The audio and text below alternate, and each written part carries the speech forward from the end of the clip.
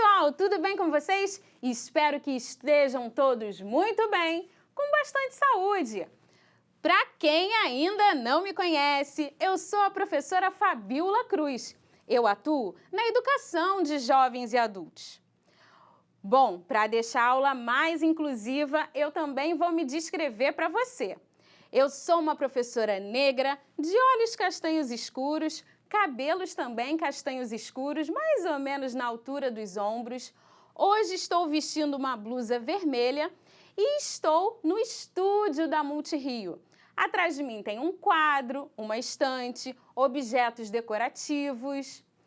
Bom, mas vamos ao tema da aula de hoje. Você viu aí no quadro? Sua história tem valor. Hoje nós vamos falar sobre a história de uma grande mulher. Falaremos de uma história de superação. E você poderá refletir também sobre a sua história. Bom, nós falaremos sobre Maria da Conceição Evaristo de Brito. Você já ouviu falar nessa mulher? Você vai acompanhar comigo um pouco da história dela e refletir comigo como tudo aconteceu na vida dela, para que essa história seja de fato uma história de superação. Vamos observar comigo? Vamos olhar o slide para conhecer um pouquinho da história dessa grande mulher? Maria da Conceição Evaristo de Brito. Mulher, negra, viveu na favela, a segunda de 9 irmãos, trabalhou como babá, trabalhou como faxineira, saiu de seu estado e veio para o Rio de Janeiro. Essa mulher superou grandes obstáculos e transformou a sua história de vida. Mas será que a história de Conceição Evaristo tem algo de semelhante à sua história quando falamos de superação? Vamos olhar o próximo slide e conhecer um pouco mais sobre a história dela. Maria da Conceição Evaristo de Brito nasceu em Belo Horizonte, em novembro de 1946. Foi a segunda filha de uma família com 9 irmãos. Teve a infância e a adolescência marcadas pela miséria numa extinta favela mineira. Trabalhou como babá e faxineira enquanto estudava. Desejava a carreira de professora, mas quando concluiu o curso normal, não conseguiu emprego em Belo Horizonte. Mudou para o Rio de Janeiro na década de 1970, onde se graduou em letras e seguiu carreira no magistério, lecionando na rede pública municipal do Rio de Janeiro, até se aposentar em 2006. Evaristo titulou-se como mestre em literatura brasileira e depois como doutora em literatura comparada. Ela é autora de contos, poemas, romances, além de ter ampla obra teórica. Conceição Evaristo foi contemplada com vários prêmios e hoje é reconhecida como uma das mais importantes escritoras brasileiras da atualidade. Interessante a história de vida dessa mulher, não é mesmo? Favelada, morava em outro estado, Minas Gerais, veio para o Rio de Janeiro, mas conseguiu vencer, não é mesmo? Eu vou apresentar para vocês um depoimento dela a respeito de sua história de vida.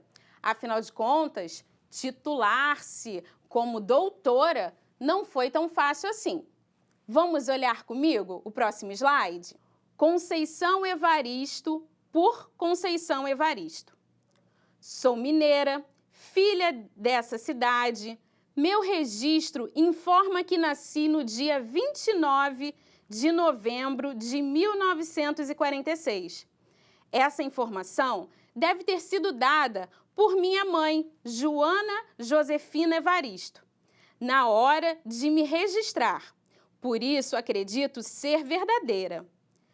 Mãe, hoje, com os seus 85 anos, nunca foi mulher de mentir. Deduzo ainda que ela tenha ido sozinha fazer o meu registro, portando algum documento da Santa Casa de Misericórdia de Belo Horizonte. Uma espécie de notificação indicando o nascimento de um bebê do sexo feminino e de cor parda, filho da senhora tal, que seria ela. Tive esse registro de nascimento comigo durante muito tempo. Impressionava-me, desde pequena, essa cor parda. Como seria essa tonalidade que me pertencia? Eu não atinava qual seria. Sabia sim, sempre soube que sou negra.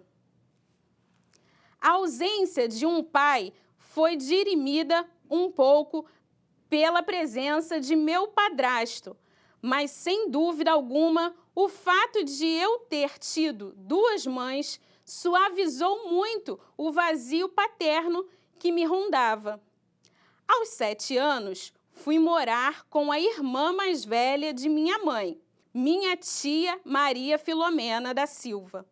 Ela era casada com Antônio João da Silva, o tio Totó, viúvo de outros 2 casamentos.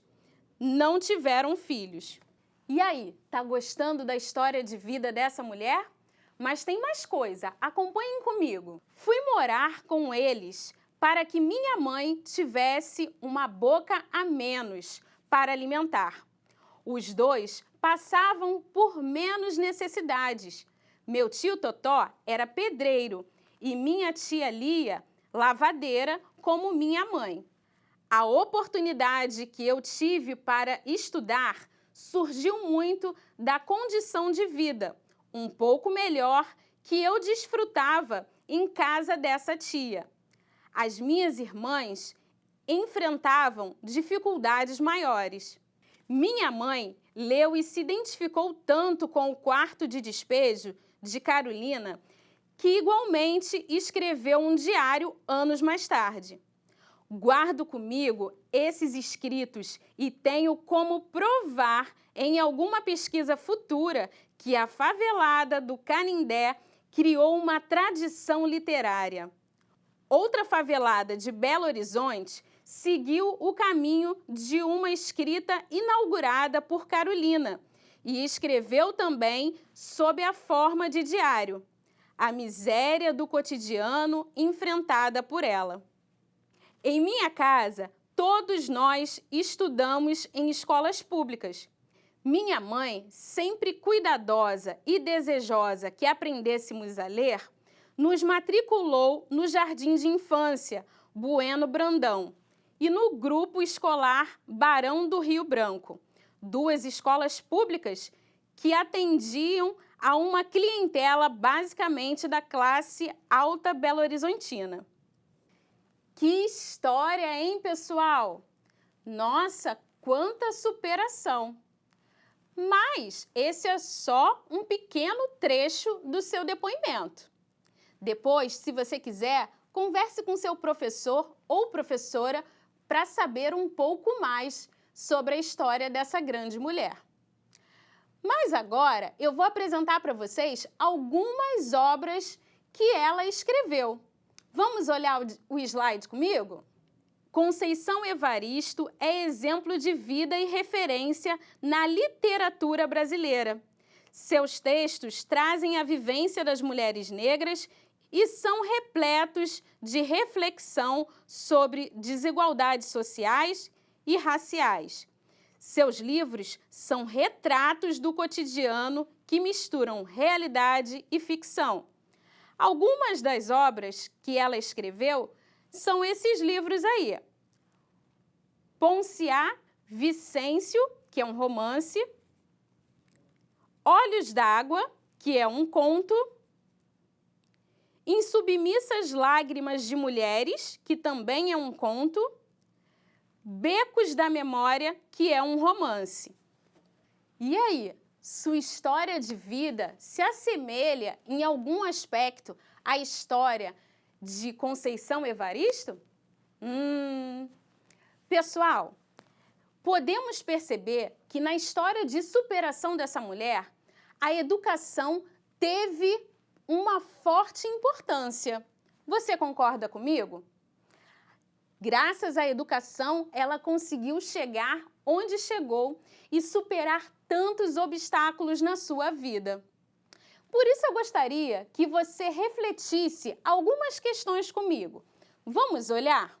Essas são as questões. Como foi sua relação com a escola ao longo da sua vida antes de chegar à EJA?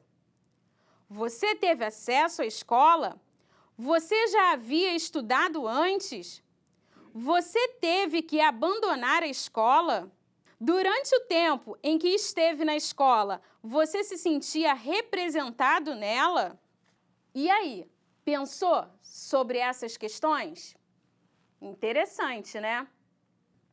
A educação, como formação e desenvolvimento dos seres humanos, é fundamental para o desenvolvimento econômico, social, cultural, político do país e também das pessoas, não é mesmo? Saber ler, saber escrever, interpretar é direito de todo cidadão. Já havia pensado nisso? Pois é, sem essas habilidades, os direitos não se concretizam. Vamos fazer uma reflexão. Saúde, por exemplo. Se a gente não sabe ler uma receita, pode ser que a gente utilize um medicamento errado. Você concorda comigo? Em relação à alimentação, se eu não sei ler a embalagem de um produto, pode ser que eu consuma um produto fora da validade. E isso não é bom, não é mesmo? Em relação ao trabalho, se eu assino um contrato e eu não sei ler esse contrato, não sei o que está escrito nesse documento, o que pode acontecer? Eu posso assinar alguma coisa e até um contrato com cláusulas inescrupulosas.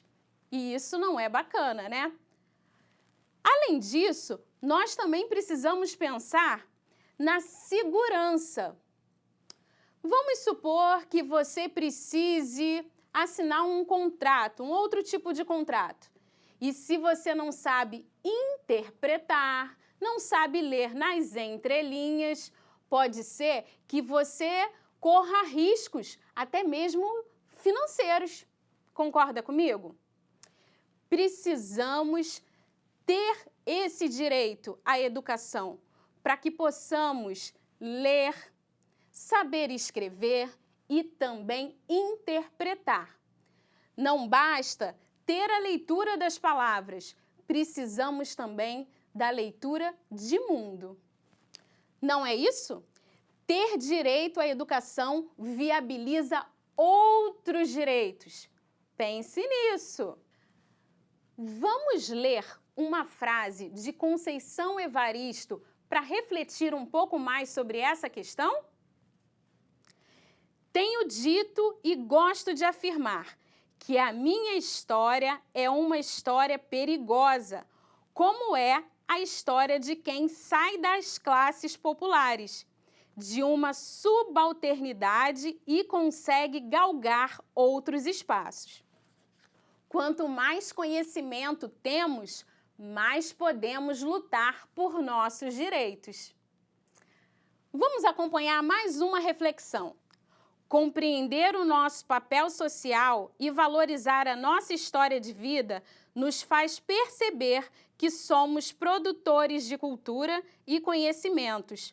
Os saberes que construímos através de nossas experiências são importantes para a sociedade. É isso, pessoal. Espero que você tenha gostado da nossa aula. Hoje nós falamos sobre a história de Conceição Evaristo. Falamos sobre os desafios e toda a sua história de superação. Lemos um trecho do seu depoimento. Apresentamos as suas principais obras e refletimos sobre a importância da educação como formação e desenvolvimento humano. Afirmamos que sem a leitura de mundo e da palavra, os demais direitos não se efetivam. É isso. Eu espero que você tenha gostado da aula de hoje. Converse com seu professor, com sua professora.